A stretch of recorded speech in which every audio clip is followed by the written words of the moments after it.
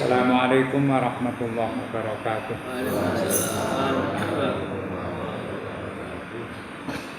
Bismillahirrahmanirrahim.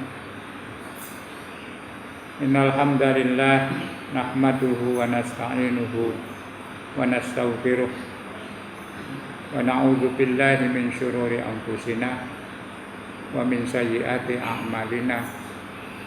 May yahdihillahu fala mudilla lahu wa may yudlil fala hadiya lahu. Asyhadu an la ilaha illallah wahdahu la syarika lahu wa asyhadu anna Muhammadan abduhu wa rasuluhu la nabiyya ba'dah. Allahumma shalli wa sallim wa barik ala sayyidina Muhammad wa ala alihi wa sahbihi wa mawalah. La haula wa la quwwata illa billah. Amma ba'du. Qala Allah ta'ala fi kitabihil karim. A'udzu billahi minasy syaithanir rajim. Wal qamara qaddarnahu manazila hatta 'ada kal urjunil qadim. Sadaqallahul azim. Ayat 39. Wal qamara qaddarnahu. Kalau kemarin bicara soal matahari sebagai bukti kekuasaan Allah Subhanahu wa taala, sekarang bicara soal rembulan. Tapi begitu pula wal qamara, terhadap rembulan qaddarnahu, kami atur, kami tentukan manazilah, pos-pos, tempat-tempat beredar atau tempat-tempat karena kemarin diartikan rumah, rel-relnya ditentukan oleh Allah Subhanahu wa taala. Jadi semua perjalanan makhluk Allah ini diatur oleh Allah, termasuk langit, bumi, matahari yang kemarin sampai nanti pada hari kiamat. Rembulan juga begitu, punya garis edar atau rel tersendiri hatta ada, sehingga rembulan itu nanti pada saat beredarnya akan kembali kal urjunil qadim, ibarat urjun. Urjun itu tandan atau manggar, seperti kurma. Kalau di Jawa itu ada wit jambe. Jadi ketika muncul buah itu ada tandannya atau mancung. Karena ada manggar jambe. Itu kalau sudah buahnya tua, mengecil, menyusut. Nah, rembulan itu juga begitu. Ada tempat edar perjalanan muncul dari awal, nanti lama-lama membesar sampai pada puncaknya, itu disebut bulan purnama. Ketika sudah purnama, ya nanti akan kembali pelan-pelan menyusut sampai kal urjunil qadim, jadi kembali mengecil, diibaratkan seperti tandan pohon kurma yang kemudian menyusut. Maknanya ai qaddarna lahu manazila, artinya ketentuan-ketentuan tentang tempat beredarnya rembulan itu semuanya dalam pengawasan dan pengaturan kami. Qara'a Ibnu Katsir wa Nafi' wa ahlu Basrah. Imam Ibnu Katsir, Imam Nafi' dan ulama-ulama ahlul Basrah, orang Basrah. Wal qamaru, membaca kalimat al-qamar itu dibaca rofa. Jadi ada yang membaca bukan wal qamara tetapi wal qamaru qaddarnahu manazila hatta adakal urjunil qadim. Boleh dibaca wal qamaru dengan alasan karena di depan kemarin disebutkan wa ayatul lahumul lailu. Jadi mengikuti lafal al-lailu, kemudian ada wawu di sini wawu ataf.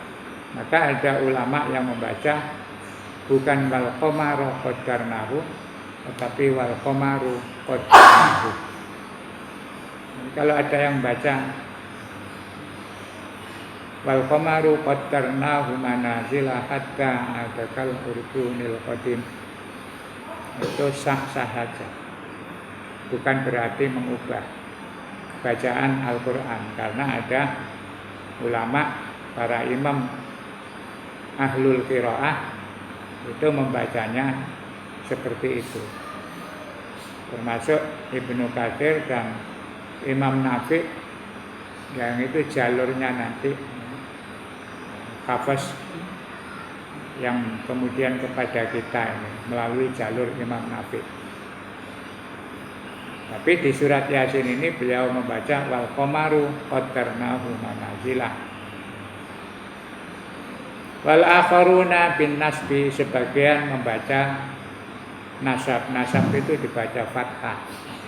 Wal qamara juga punya alasan di qaulihi, karena Allah berfirman qaddarnahu ai qaddarnal qamara. Jadi menjadi objek. Qaddarna, ini kami mengatur al-qamara terhadap rembulan atau pada rembulan. Itu namanya objek. Dalam bahasa Indonesia itu ada subjek atau subjek, ada predikat, ada objek. Objek itu sasaran yang diatur. Jadi Allah ngatur rembulan itu. Diatur manazila, tempat beredarnya. Waqad dzakarna fi surati Yunus, dan di dalam surat Yunus itu dijelaskan idza saral qamaru, jika rembulan menjadi atau berjalan ila akhiri manazilihi, pada akhir tempat edarnya, daqqah, maka menjadi mengecil, fayasiru kal urjunil qadim, akhirnya menjadi seperti urjunil qadim, seperti manggar atau tandan yang semakin mengecil. Al-qadim itu asal maknanya tandan yang sudah lama, semakin kering semakin mengecil. Wal muradu,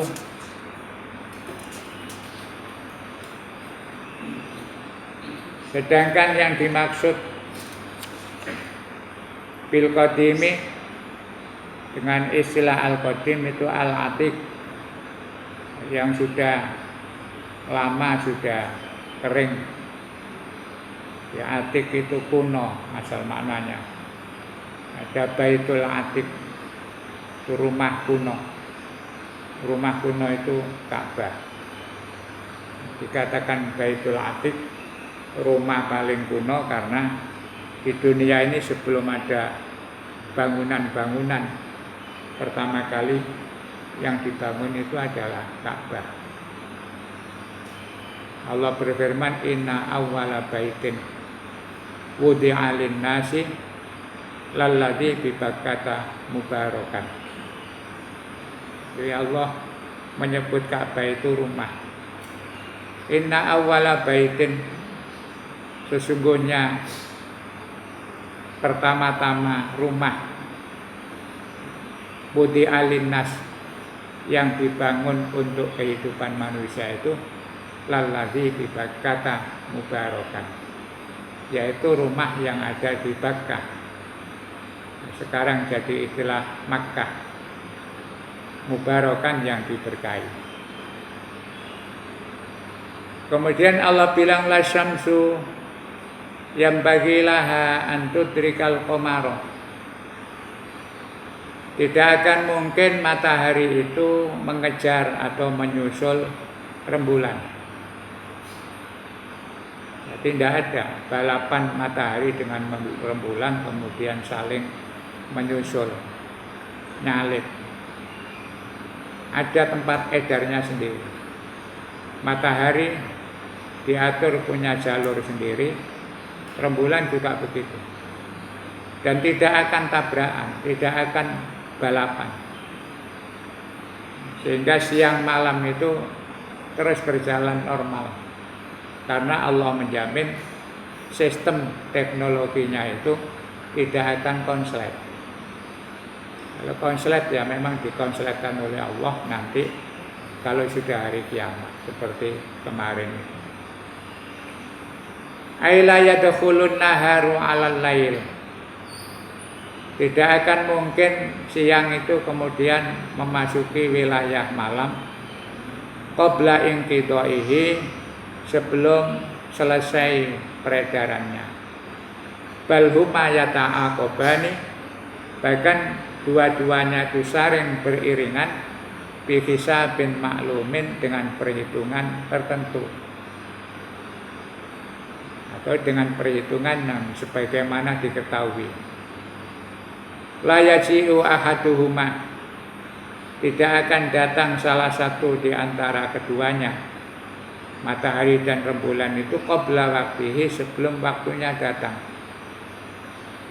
Wakilah, dan ada pendapat yang mengatakan la yadkhulu ahaduhuma, tidak akan masuk salah satu dari rembulan dan matahari itu fi sultanil akhar, berdasarkan perintah yang lain. Berarti hanya menuruti perintah Allah. Fa idza jatama'a, jika nanti rembulan dan matahari itu berkumpul, fa idza adraka kullu wahidin sahibahu, atau dengan istilah lain, matahari atau salah satunya itu ketemu dengan temannya. Matahari itu temannya rembulan. Kalau sampai bertemu antara kedua makhluk ini, qomatil kiamatu, maka berarti ya kiamat sudah datang. Wakila la syamsu yang bagi laha antudrikal qamar. Ada yang memaknai atau mengatakan ayat la syamsu yang bagi laha itu aila tajtami'u ma'ahu, dua-duanya tidak akan berkumpul fi falakin wahidin, di dalam satu cakrawala. Sudah diatur, tidak akan tabrakan. Walal lailu sabiqun nahar wa kullun fi falaki yasbahun. Semua itu berada di dalam cakrawala yasbahun, sambil atau dalam keadaan. Yasbahun itu makna aslinya berenang. Jadi Allah mengistilahkan makhluk dalam kehidupan dunia ini semuanya itu berjalan seperti ikan yang berenang. Aila yattasilul lailu bilailin bal yakunu bainahuma naharun. Artinya malam dengan malam itu tidak akan nyambung, tidak ada terusan, tetapi selalu terjadi bainahuma, antara malam dengan malam berikutnya, naharun fasilun, ada siang yang memisah, hadis dipisah. Dan Allah bilang makhluk itu semuanya ibarat orang, ikan yang berenang. Semuanya, kita ini juga begitu. Jadi kalau diruntut, kata Allah, matahari, rembulan, itu kelihatannya akan berjalan tapi tidak ada kakinya, tidak ada tangannya. Dari timur ke barat, ngintir, ikut mengalir saja. Tapi istilahnya Allah, wa kullun fi falakin yasbahun. Semua itu berenang di cakrawalanya masing-masing. Malaikat itu juga berenang. Maka ada gambaran malaikat itu, misalnya dicontohkan Allah, malaikat Jibril itu diberi sayap. Jadi kalau kemana-mana itu supaya perjalanannya cepat, itu sayapnya dikepakkan seperti burung. Burung juga begitu, kalau kemana-mana itu seperti ikan berenang. Kalau sayapnya tidak digerakkan, ya nggak jalan. Jadi itu namanya dalam Al-Quran disebut wa kullun fi falakin yasbahun. Semua di dalam daerah kehidupannya itu berenang semuanya. Malaikat Jibril ketika mendampingi Rasulullah Isra Mi'raj itu tidak ikut naik burung. Beliau berjalan sendiri, terbang sendiri, menggunakan sayapnya sendiri. Jadi kalau diamati seperti ikan yang sedang berenang. Nah, ikan ya begitu. Kemudian burung-burung itu kalau terbang di atas awan atau di atas kita, itu kan tangannya, ibarat tangan itu dia gerak-gerakkan sehingga bisa berjalan kemana-mana. Nah, manusia ini juga kalau diperhatikan berjalan di atas bumi itu juga seperti ikan berenang. Makanya manusia itu yang normal ketika berjalan itu, ya Allah bilang yasbahun, manusia itu berenang di atas bumi. Makanya tangannya juga digerak-gerakkan. Yang normal itu berjalan mesti lembean. Memang itu sudah. Ya, tidak lembean itu rasanya nggak enak, kaku. Ya. Kecuali sedang langkah tegap saja juga lembeannya diatur. Nah, itu Al-Quran mengatakan wa kullun fi falaki yasbahun. Ya, kelihatannya kita berjalan. Nah, itu kata Allah, manusia ketika berjalan di atas bumi itu hakikatnya sama dengan ikan-ikan yang sedang berenang di laut atau di dalam air. Nah, ikan itu segitu besarnya, kadang sayapnya kecil, tapi ya kalau sudah meluncur di air, wanter itu yasbahun. Manusia juga begitu, jalan lembean ya tenang. Tapi kalau lari juga dayungan tangannya ini semakin cepat. Nanti kalau nyemplung air ya seperti ikan berenang. Istilahnya Al-Quran semua itu berenang. Kullun fi falakin yasbahun.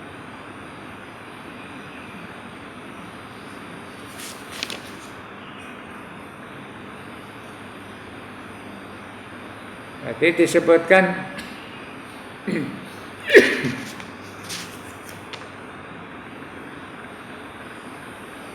walikulli wahidin minhuma falakun azimun. Bagi rembulan dan matahari itu punya cakrawala yang sangat luas. Yajri fi dalika, yang berjalan di cakrawala itu kama tajril hitanu fil bahri, sebagaimana berjalannya ikan di dalam laut.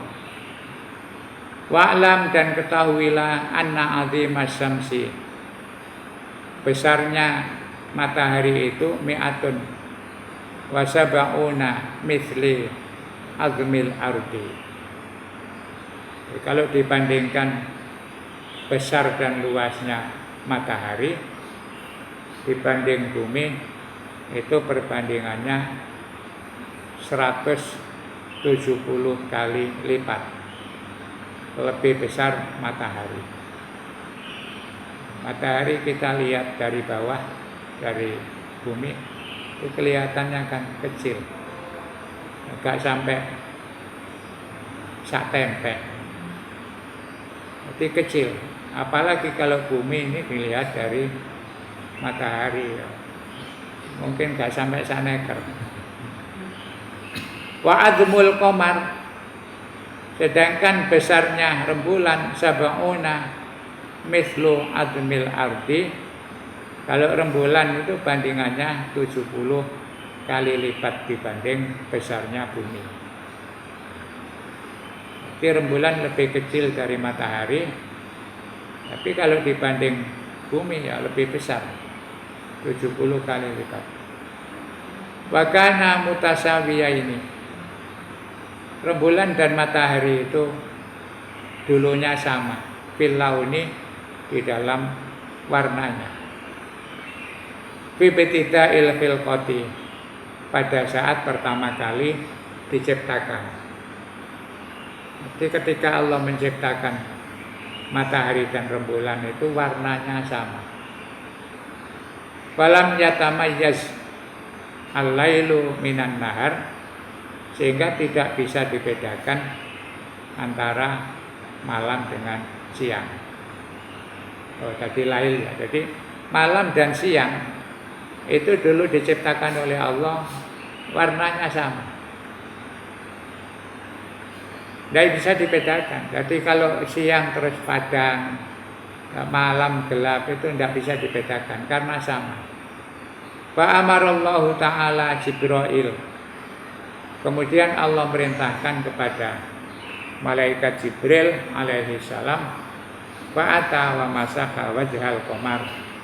Kemudian malaikat Jibril berangkat wa masaha, dan mengusap wajhal qamari, wajahnya rembulan. Istilah wajah itu sekedar memudahkan pemahaman. Jadi maknanya permukaannya rembulan itu diusap oleh malaikat Jibril, fasara nuruhu naqisan, kemudian sinarnya menjadi berkurang, menjadi redup. Wasawadul ladzi yura fi wajhil qamar, maka noda hitam yang terlihat di dalam permukaan rembulan itu, yuqalu, ada yang mengatakan innahu min asari janahihi alaihi salam, itu karena kena bekas geseran atau sentuhannya sayapnya malaikat Jibril. Di dalam syair kuno itu ada penyair jahili mengatakan, wa ma kulfatul badril muniri qadimatun walakin fi wajhihi min asaril laqami. Ada penyair mengatakan, rembulan itu wa ma kulfatul badril muniri, tidaklah titik remang-remang yang ada di bulan purnama itu qadimatun. Jadi kalau kita melihat bulan purnama itu kan ada, tidak semuanya terang. Ya, tengahnya itu ada kayak apa gambar, ada tidak jernih. Itu kata penyair itu tidak asli. Aslinya itu rata terang. Jadi disebutkan pernah diusap oleh malaikat Jibril, terus sinarnya menjadi redup. Walakin fi wajhihi min asaril laqami, tetapi itu adalah karena bekas tamparan. Selain bulan itu biar terang, terus ditapuk malaikat, akhirnya jadi. Dulu waktu kita kecil itu kan ada bahasa bulan purnama itu terus Rembulan itu ana apa gambare. Di kampung saya dulu itu disebut nyamong. Jadi kok ada nyamong mangku kucing gitu. Itu kan ada seperti orang duduk kemudian mangku. Ada yang bilang itu biar tahu di krokoti buto.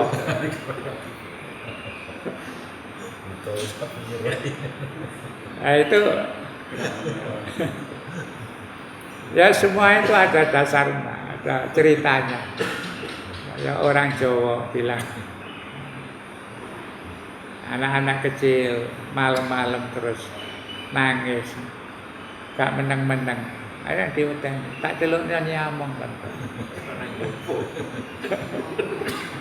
Terus ditopong ke apa itu keluar rumah ditunjukkan rembulan itu loh nyamong nang ngene bulan.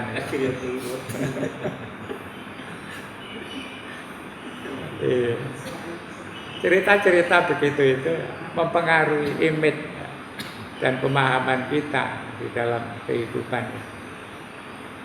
Jadi setelah rembulan itu diusap, wong Jawa ngarani ditapuk malaikat, kemudian wazada nuru syamsi, malah kelihatannya matahari menjadi semakin terang karena sudah tidak ada saingannya.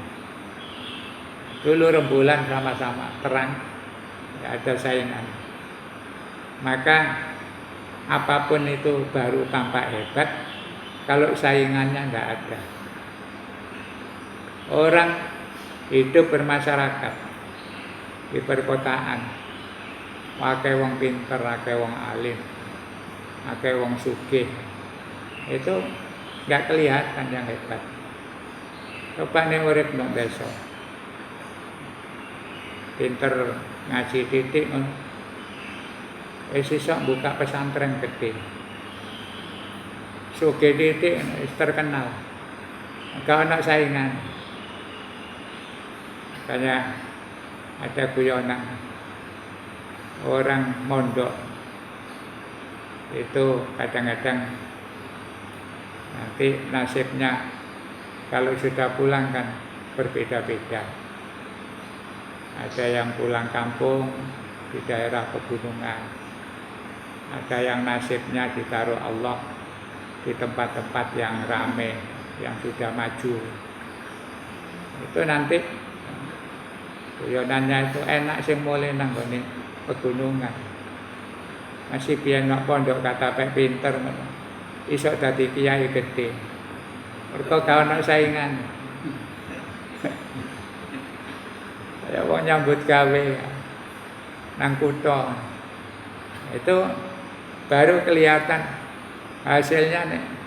Terus hasilnya digawa mulai nang desa. Diketoke nang kene nyambut gawe wis gak ono lerene. Dilihat orang melarat kadang-kadang penggaweane luru sampah. Enggak tahunya di desanya sana punya rumah gedung yang mewah. Banyak yang begitu. Ketoke nek kene ndolek beling. Istilah orang dulu. Oh, ikut desa ya kono. Tapi wong sugih. Itu jadi matahari itu kelihatan sinarnya menjadi semakin terang dan tampak semakin jelas karena saingannya sudah dihapus sinarnya. Manusia ya begitu. Desa ono arek perawan paman.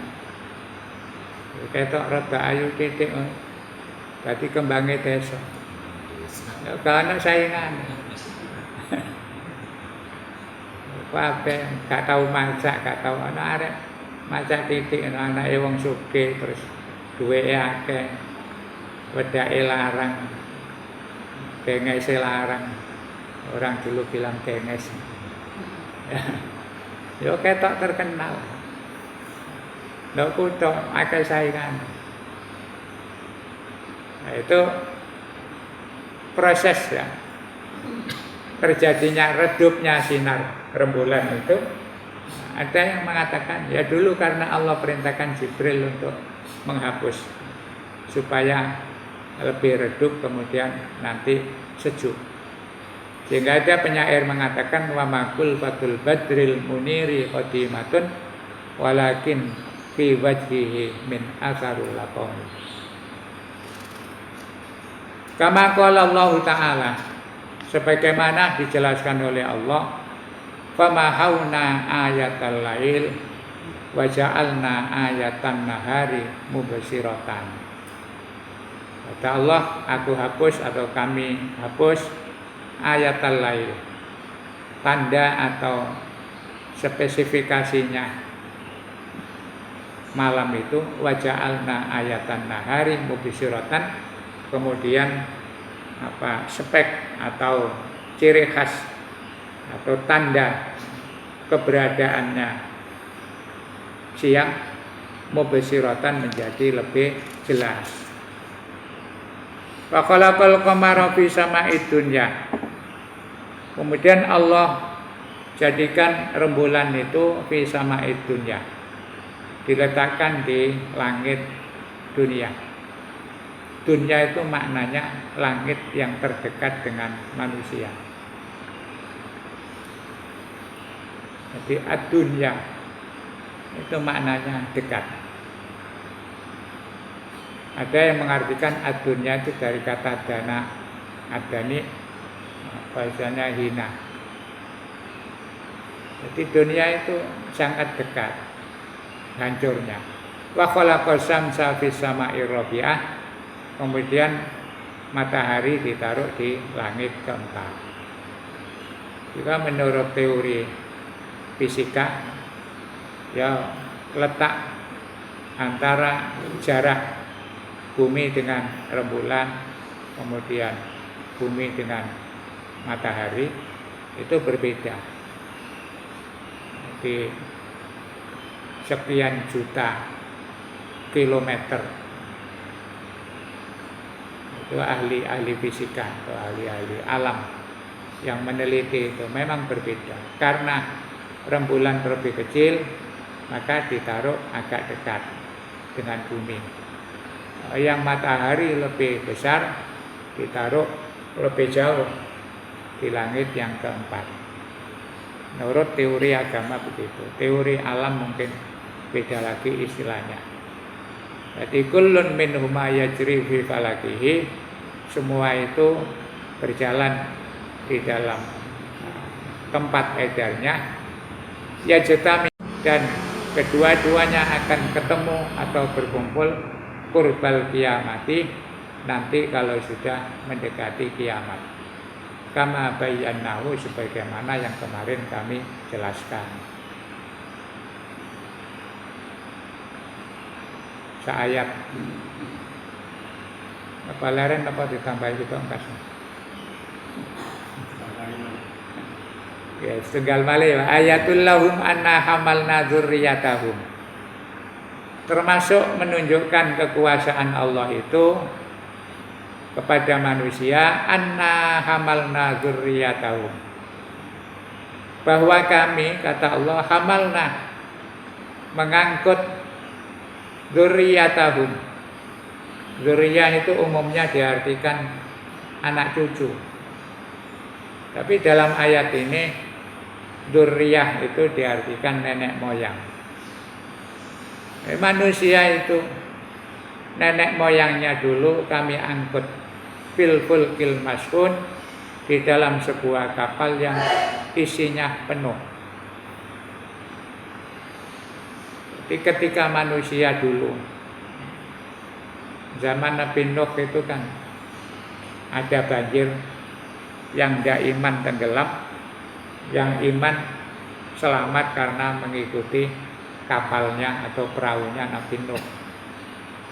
Dan cerita itu di kalangan masyarakat Bani Israel, masyarakat jahiliyah itu populer, bahwa dulu pernah ada cerita banjir besar, orang-orang yang selamat itu adalah kelompoknya Nabi Nuh. Maka Allah mengingatkan wa ayatul lahum anna hamalna dzurriyyatahum fil fulkil mashhur. Coba ingatkan Muhammad mereka tentang ceritanya. Dulu nenek moyang mereka itu aku angkut, aku selamatkan melalui kapalnya Nabi Nuh. Qara'a ahlul Madinah wa ahlus Syam wa Yaqub. Nah ini disebutaken. Orang-orang ahli Madinah, ahli Syam, orang Syria, ulama-ulama Syria, wa Yaqub dan Imam Yaqub itu membaca dzurriyyatihim bil jam'i dalam bentuk jamak. Ketika baca wa ayatul lahum anna hamalna dzurriyyatahum, itu dzurriyyata itu bentuk mufrad, bentuk tunggal. Yang dimaksud dzurriyyah itu Nabi Nuh. Tapi ada yang membaca jamak dzurriyyatihim, nenek moyang mereka, Nabi Nuh dengan pasukannya, dengan apa istilahnya, wong Jawa ngarani wadya bolone. Jadi kalau ada yang membaca panjang itu juga menurut ulumul Quran diperbolehkan. Alhamdulillah kita baca kajian surat Yasin ini ada banyak informasi yang mungkin dulu belum kita ketahui. Jadi nanti kalau ada yang baca beda, kita tidak gegabah. Jadi misalnya ada yang baca wa ayatul lahum anna hamalna dzurriyyatihim fil fulkil mashhun. Aja langsung dibengok dzurriyyatahum. Karena ada yang baca begitu. Jadi Allah bilang ingatkan orang-orang kufar Mekah itu. Dulu nenek moyangnya aku selamatkan.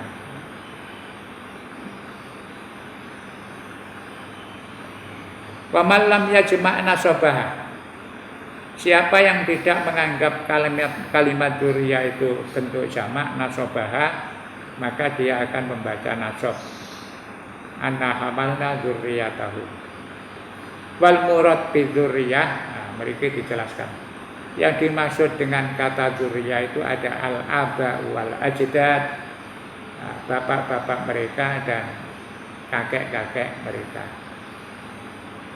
Maksudnya dzurriyyah di dalam surat Yasin ini anna hamalna dzurriyyatahum itu bukan diartikan anak keturunan. Kita biasanya berdoa Allah apa itu?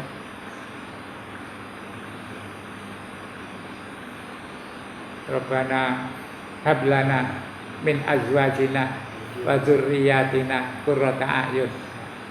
Itu dzurriyyah di situ maknanya anak cucu. Rabbana hablana, ya Allah anugerahkan kepada kami min azwajina, istri-istri kami, wa dzurriyyatina dan anak keturunan kami, qurrata a'yun, menjadi orang-orang yang membahagiakan hati kami. Qurrata a'yun itu asalnya menenangkan mata kami. Jadi kalimat simbol orang itu kalau tenang kan matanya enggak jelalatan, enggak kemana-mana, nunduk, menikmati, senang. Sehingga Al-Quran mengatakan qurrata a'yun, membuat kami bahagia. Dan ketika berdoa Rabbana hablana min azwajina wa dzurriyyatina qurrata a'yun, itu jangan hanya diharapkan atau dibayangkan bahagia dunia saja. Banyak orang salah berdoa. Ketika wa dzurriyyatina qurrata a'yun itu terus pikirane ya Allah muga-muga bojo kula anak kula kabeh iso nyenengno donya. Jadi pikirane anake sukses, dadi wong sugih, dadi wong alim. Padahal qurrata a'yun itu nanti sampai di akhirat. Maka orang-orang yang anaknya bisa menjadi qurrata a'yun itu nanti setelah ditinggal mati ya tetap membahagiakan orang tuanya. Setiap hari, setiap saat. mendoakan orang tua. Kita berupaya ke sana. Makanya kadang-kadang kalau mikir doa Rabbana hablana min azwajina, itu nek diresapi sampai akhirat, rasanya berat sekali. Kita tidak bisa bayangkan mampukah kita ini ketika nanti meninggalkan anak-anak kita itu, anak-anak kita masih bisa membahagiakan kita di akhirat. Jadi zuriyah itu memang wasmud zuriyah yaqa'u alal aulad. Istilah zuriyah itu pada umumnya memang dimaknai anak cucu. Tapi di surat ini, di surat Yasin itu wa ayatul lahum anna hamalna dzurriyyatahum fil fulkil mashhun. Jadi dulu aku muat di dalam satu kapal yang penuh, saking penuhnya sampai kemudian ada pembatasan penumpang. Jadi tidak muat dong. Nabi Nuh itu bikin kapal, ya perahu lah, belum ada kapal. Perahu itu kan penumpangnya hanya berapa. Makanya kemudian Allah bilang, Nuh, orang-orang yang beriman kepada kamu, silakan suruh naik dulu. Nah, nanti binatang-binatang itu ya gak mungkin kamu ajak semua. Wis jupoan sak jodoh. Akhirnya kemudian diambil sepasang, terus dibawa Nabi Nuh, yang lain tenggelam. Akhirnya terus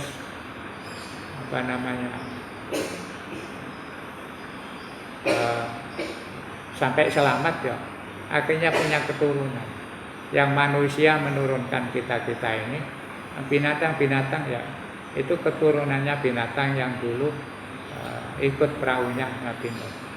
Malah ada cerita, tapi saya belum tahu sumbernya. Dulu ketika binatang-binatang itu diajak naik, yang paling daplek itu asu.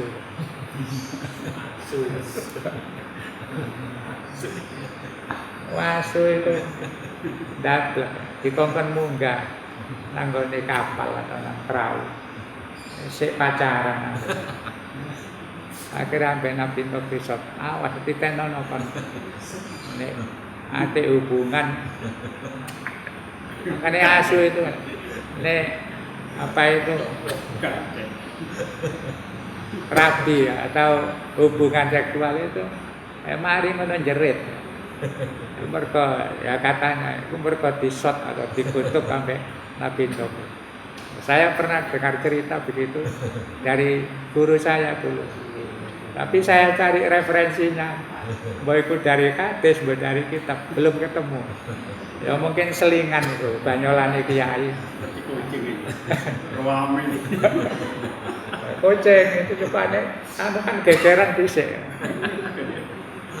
Nah itu berarti dulu waktu dijak Nabi Nuh munggah perahu itu, rada ndablek.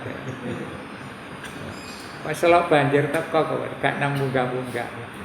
Kayaknya dikutuk oleh Nabi Nuh. Tapi itu ya kadang-kadang kiai dulu itu banyol saking santri ini gak ngantuk. Kadang gak ono. Tapi wallahu alam, yang jelas saya belum menemukan. Sampai dengan ini nyari dalilnya apa sih? Apa ono temen apa sekedar santri ini gak ngantuk. Wallahu alam. Jadi diselamatkan oleh Allah. Wal muradu bil fulki, yang dimaksud dengan al fuluk itu adalah safinatun Nuh alaihi salatu wasalam, perahunya Nabi Nuh.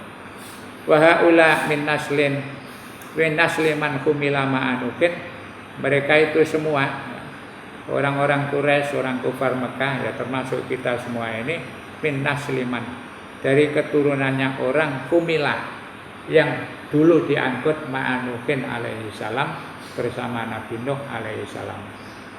Wa kanu fi aslabi abaihim, pada saat itu keturunan atau orang-orang Quraisy itu berada di sulbinya nenek moyang mereka. Sulbi itu tulang, apa istilahnya, tulang belakang. Manusia itu ada benih keturunan itu berada di tulang belakangnya. Wa qala ba'duhum, sebagian ulama menjelaskan al-muradu bil fulki, yang dimaksud dengan kapal al-masyhun, yang penuh penumpangnya itu adalah safinatu hadzal zaman. Ada yang mengartikan safinah, fulkun itu yang perahu-perahu sekarang ini, kapal-kapal sekarang ini. Wa dzurriyyatuhum fis safinah allati tajri fil bahri, dan juga anak cucu mereka yang sekarang berjalan di atas laut. Walaisa lahayatun warijlun. Nah, perahu atau kapal itu tidak punya kaki, tidak punya tangan, tapi taqta'u masirata isrina yauman, bisa melampaui perjalanan 20 hari fi yaumin wahidin, di dalam satu hari. Ya seperti sekarang, kapal, kemudian mobil, kereta api, apa saja itu semua termasuk al-fulki.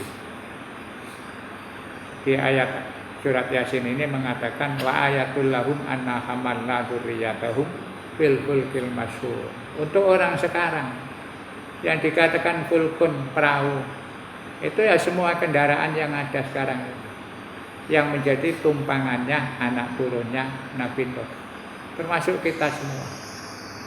Dulu berjalan kemana-mana pakai kaki, paling banter sepeda ontel. Kadang-kadang kene nang Malang ya butuh sedino nggo sepeda ontel. Nah, sekarang numpak pesawat ya diluk sampai ke luar negeri. Naik kapal laut juga begitu. Naik mobil, kereta api. Semuanya itu Allah bilang itu semua menunjukkan kekuasaan Allah, di mana mereka ketika numpang kendaraan-kendaraan itu dalam keselamatan itu diatur oleh Allah. Lebih tegas dijelaskan wa khalaqna lahum min mithlihi ma yarkabun, dan juga aku jadikan sejenis kendaraan-kendaraan itu, sejenis perahu itu ma yarkabun, kendaraan apa saja yang ditumpangi oleh mereka. Jadi semua kendaraan yang kita naiki itu menunjukkan kekuasaan Allah. Jadi, maksudnya Allah begini, kita itu kalau naik kendaraan apa saja, ingatlah bahwa yang bikin kendaraanmu lancar sampai tujuan dengan selamat itu di bawah genggaman Allah. Sama dengan Nabi Nuh dulu, banjir topan melanda seluruh wilayah. Tidak ada yang selamat kecuali yang digenggam oleh Allah lewat perahunya Nabi Nuh. Kita juga begitu, sehingga diajarkan di dalam ajaran kita itu, makanya kalau naik apa-apa itu sebut nama Allah. Bismillahirrahmanirrahim wa mursaha inna rabbil ghafurur rahim. Itu maknanya bismillah, dengan kekuasaan Allah, majreha, perjalanan kendaraan ini, wa mursaha, dan nanti pemberhentiannya kendaraan ini. Jadi ketika kita naik, kemudian sudah siap-siap, ingat ini semua akan selamat sampai tujuan kalau dikendalikan oleh Allah. Itu insya Allah selama perjalanan kita terus fokus. Tapi kalau enggak, ya wis kadang-kadang guyon, ngobrol, joget-joget ya. Kan biasa begitu, apa mana lu mau rame-rame sak kampung. Wis ana musike, mari ngono. Cingkrak-cingkrak, kadang enggak sadar. Karaoke ya. Padahal keselamatan kendaraan itu dikendalikan oleh Allah. Bisa saja mobilnya anyar, bisa sih pas tumpahannya enak. Ya Allah menggenggam apa namanya supir terus digawe seliut ngantuk ya langsung der ya sudah ya. Mari joget-joget mari ngono. Der kan mboten eling. Begitu ngelelir lho aku nok endi. Marah senok rumah sakit. Nah itu bismillahirrahmanirrahim wa mursaha inna rabbil ghafurur rahim. Nah, itu Allah mengingatkan. Sampai zaman akhir manusia itu ketika naik kendaraan-kendaraan itu harus ingat. Kemudian ada lagi yang subhanalladzi sakhkhara lana hadza wa ma kunna lahu muqrinin wa inna ila rabbina lamunqalibun. Subhanalladzi sakhkhara, maha suci zat yang mengendalikan, menundukkan hadza kendaraan ini. Wa ma kunna lahu muqrinin. Kami tidak punya kemampuan untuk mendapatkan keselamatan. Jadi itu semua ayat ini yang mengingatkan kita. Wa ayatul lahum anna hamalna dzurriyyatahum fil fulkil mashhur. Ya naik kendaraan apa saja itu sebaiknya begitu. Sepeda motor. Kita sepele sepeda motor. Kadang-kadang menang terus gasnya macet. Pokoknya macet gasnya, tiket nomor mencolok. Boleh ingat Pak RT kemarin. Ya. Enggak tahu lah apa, starter sepeda mau mencolot belusuk. Lagi itu kan kita kadang tidak sadar. Tidak sadar berarti kayak soal wis biasa nyetar sepeda kok. Anggitmu terus sepeda itu nurut. Sapi dituntun nurut, pas kebetulan nggak nurut ya. Saya itu dulu pernah zaman saya desa dari bepergian habis naik kendaraan terus turun di kampung saya itu ada pemberhentian oplet zaman dia kendaraan umum apa itu namanya angkot. Pondok desa ya gak angkot jenenge andes ya angkutan desa mudun terus sampai ke rumah itu harus naik dokar. Dokar itu ya biasa, angkutannya orang situ. Dari Petelon itu sampai kadang-kadang orang ke pasar ya, Pak dokar. Loh di tengah-tengah perjalanan jalannya larang. Wah, itu banter gak bisa dikendalikan. Padahal sing jenenge koser itu ya seperti itu. Wah, sampai gombok kabeh. Ya, karena tidak bisa dikendalikan. Akhirnya ya dengan caranya ya apa? Supaya mandek ya. Untung ya karena daerahnya itu kan kanan kirinya tangga. Ya dia enggak nawa ya. Kecemplung pun kabeh penumpangnya iso renang ya. Tenang aja. Sama di Kedurus itu ya. Jalannya turun dapat kayu, banyak dokare.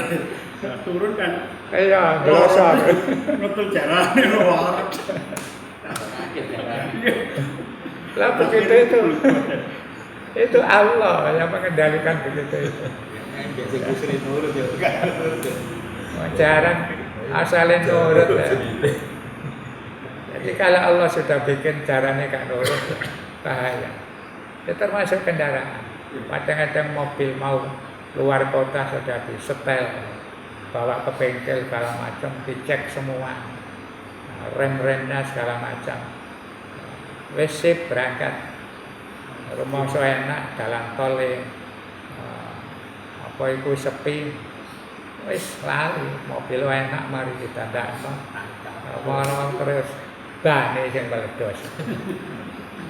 Tapi ketika orang itu ingat bismillahirrahmanirrahim wa mursaha, dalam perjalanan itu selalu berdoa kepada Allah.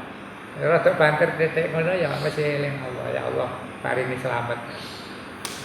Itu yang disampaikan di dalam ayat 39 ini, ayat 39 sampai 40. Itu mengingatkan kita bahwa hidup itu ya tidak bisa lepas semuanya dari Allah Subhanahu wa taala. Pun demikian, Allah alam bisawab. Tanya deh, Nggih. masalah Quran ada ayat la yamassuhu illa mutahharun. Oke. Keterangan. Tapi setiap ayat-ayat Al-Quran itu memunculkan pemahaman-pemahaman yang berbeda-beda.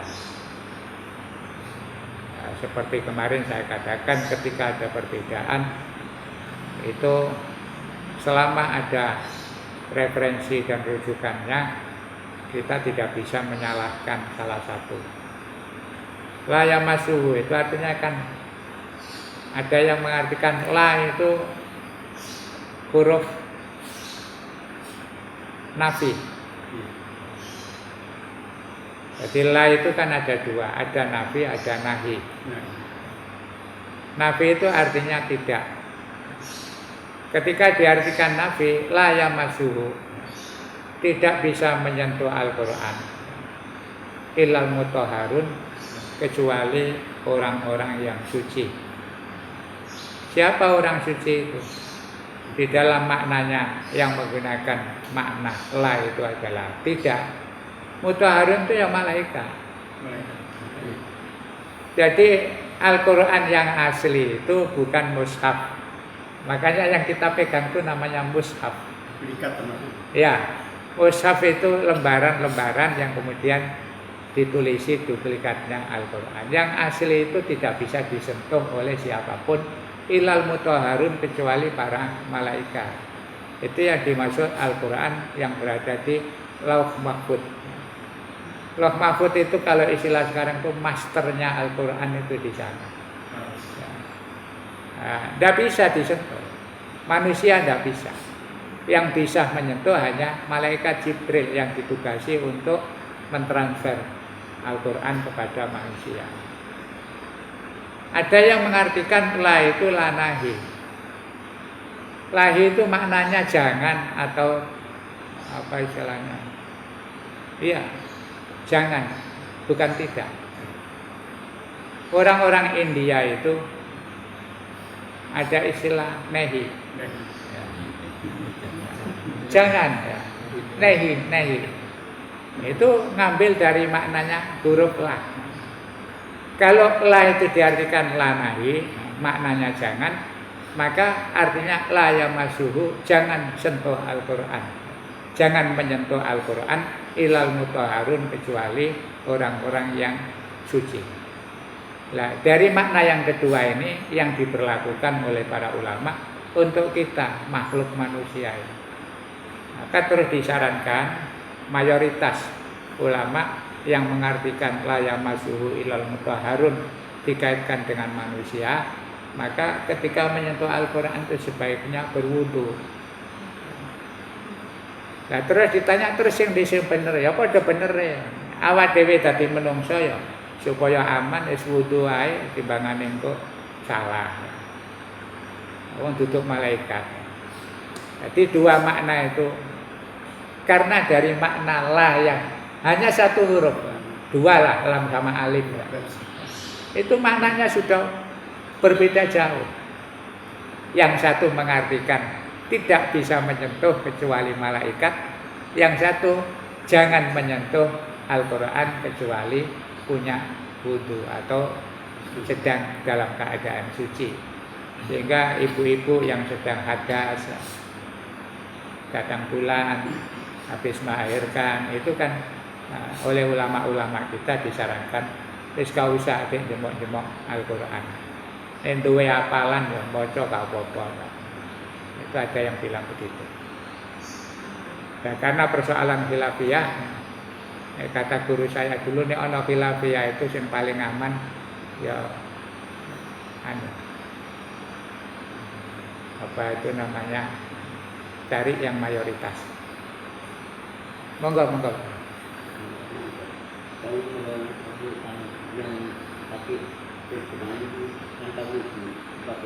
Oh, nggih. Yang dikatakan mushaf Al-Quran itu adalah lembaran-lembaran yang di situ dituliskan ayat-ayat Al-Quran. Maka ketika kita ngambil Quran lagi di rak itu. Supaya Quran, ya tentu yang dimaksud Quran yang tulisannya hanya Arab semua. Nah, kalau sudah ada terjemahnya, namanya bukan Quran lagi. Supaya Quran terjemah, ditambahi. Itu Quran terjemahannya kalau ojo sing iku. Jadi namanya sudah berubah. Maka ketika kita bilang Al-Quran itu, ya sing ana tulisannya Al-Quran murni. Sehingga ada pendapat mengatakan ada Quran, ayat-ayat Al-Quran, tapi di situ ada tulisan-tulisan lain. Ya. Itu ditimbang, diukur. Nek tulisannya luwe akeh Qur'ane, berarti cenderung itu batal. Ya. Tapi nek imbang separuh-separuh, ya. Tapi ngukur ngono kan ya angel. Ya diukur lembarannya. Nah, cuma kadang-kadang terjemah itu ya sama lembarannya. Berarti itu setengah-setengah. Ya, syubhat.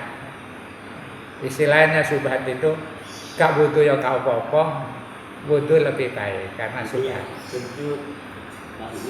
Ya, yang paling afdal pakai wudu. Nah sekarang juga banyak orang bawa Al-Quran tidak pakai wudu. HP itu di situ macam-macam. Dibuka ono Quran. Kok dibuka mana ono artis. Dibuka. Pasti campur-campur. Ya, saya pernah ditanya, ada orang ustaz yang nopo kalau bawa HP ada Qurannya. Ya kau apa-apa. Terus itu ada Qurannya terus dibawa ke WC gimana ustaz? Tak waras. Iku HP itu padha karo wong hafal Quran. Orang hafal Al-Quran itu di dalam dadanya kan ada Al-Qurannya. Nek gak disetel gak muni. Jadi hafid Al-Quran itu kalau masuk ke WC itu yang gawa Quran atine. Nek gak diunekno ya gak muni. Jadi ana wong hafal Quran terus nang WC murid auzubillahi minasyaitonir. Berarti kan HP-ne disetel. Nah, makanya kalau bawa HP ada Al-Quran itu jangan dibunyikan di dalam WC. Ini HP ya gak usah nggawa. Cuma arek-arek saiki kadang-kadang nang WC yang nggawa HP, WA-an ya macam-macam. Terus zamannya semakin rusak. Ya wingi niku sumal ladina yalun. Jadi paling aman ning kiai-kiai biyen niku nek ngaji nggawa Quran, nggawa tas gede niku. Biyen kan ana tas cangkel cangkingan kene. Tapi nek kono ya isine macam-macam. Ya ana sarung, ya ana kopiah. Nek ditakoni, kok kata isine yai? Iya kuwi. Ana Qur'ane cekak gak ada wudu. Dadi direkayasa. Mergo isine duduk, nek ditakoni wong, "Tas sampean isine napa?" Ya jawabe gak terus Al-Qur'an ngoten. Ya isine macam-macam. Ya ana Qur'an, ya ana sarung, ya ana sajadah. Dadi ngoten. La yamasuhu ilal mutahhar. Wis pokoke sing penting kita ikhtiari ya. Melok sing aman. Pun kita akhiri bismillahirrahmanirrahim. Allahumma shalli wa sallim ala sayyidina Muhammad. Walhamdulillahirabbil alamin. Allahumma bika asbahna wa bika amsayna wa bika nahya wa bika namut wa ilaikan nusur ya hayyu ya qayyum bi rahmatika nastaghith. Allahumma inna nas'aluka khaira hadzal yaum wa na'udzubika min syarri ma hadzal yaum. Allahumma rabbana atina min ladunka rahmatan wa hayyi lana min amrina rasyada. Rabbana atina fid dunya hasanah wa fil akhirati hasanah wa qina adzabannar. Wa sallallahu ala sayyidina Muhammadin wa ala alihi wa sahbihi wa sallam. Subhana rabbika rabbil izzati amma yasifun. Wassalamun alal mursalin walhamdulillahi rabbil alamin. Assalamualaikum warahmatullahi wabarakatuh.